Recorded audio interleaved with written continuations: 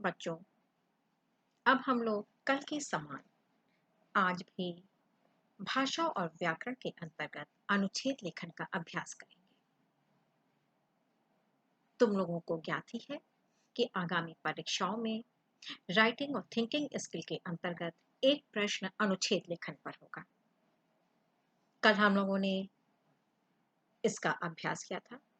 आपको एक उदाहरण के तौर पर अनुच्छेद पढ़ने के लिए दिया था और साथ ही साथ गृह कार्य के लिए भी एक अनुच्छेद लेखन का प्रश्न दिया था। आज भी हम उसी की तरीके से पुनः अभ्यास करते हैं, जिससे आप अनुच्छेद लेखन में थोड़ा सा अभ्यस्त हो सकें और परीक्षा में अच्छे से लिख सकें।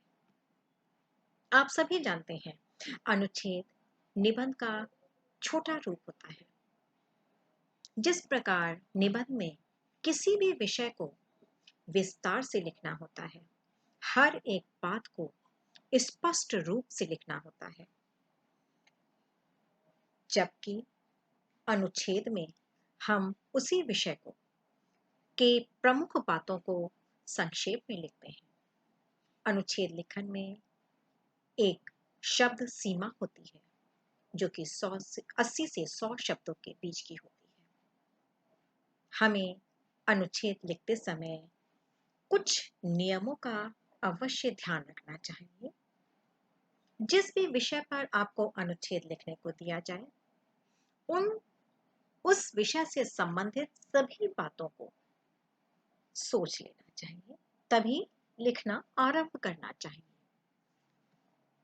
जब हम अनुच्छेद लिखें, उस समय वाक्य बहुत लंबे नहीं होने चाहिए। आपको अनुच्छेद लिखते समय ऐसी भाषा का प्रयोग करना चाहिए जो कि सरल हो और आसानी से सबको समझ में आ सके। अनुच्छेद लिखते समय हमें ध्यान रखना चाहिए कि शब्द सीमा से अतिरिक्त अनुच्छेद ना हो। साथ ही साथ हमें अनावश्यक विस्तार से बचना चाहिए, अर्थात हमें सारी बातों को संक्षेप में लिखना है।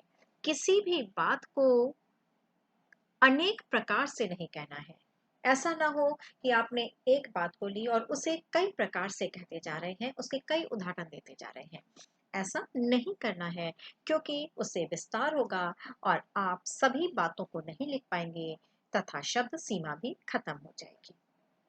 अंत में मुख्य बात का ध्यान रखना चाहिए कि जब अनुच्छेद पढ़ा जाए तो उसमें एक फ्लो हो, एक प्रवाह हो और एक रूपता हो, यानी एक के बाद एक के बाद एक वाक्य स्पष्ट होते चले और एक दूसरे से जुड़े हुए होने चाहिए।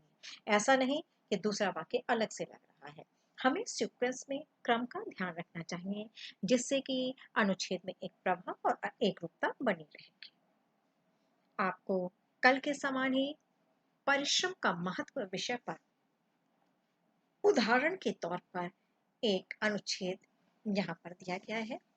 आप इसे ध्यानपूर्वक पढ़िए और दिए गए गृह कार्य को अवश्य करके अपने हिंदी शिक्षक को मेल करिए।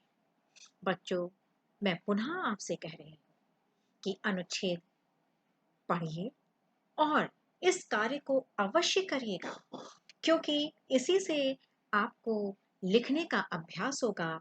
आप शब्द सीमा में लिख सकेंगे, आपके लेखन में प्रवाह और एकरूपता रहेगी। शब्द सीमा के अंतर्गत आप अनुच्छेद की समाप्ति कर पाएंगे। आपकी भाषा अच्छी होगी। धन्यवाद।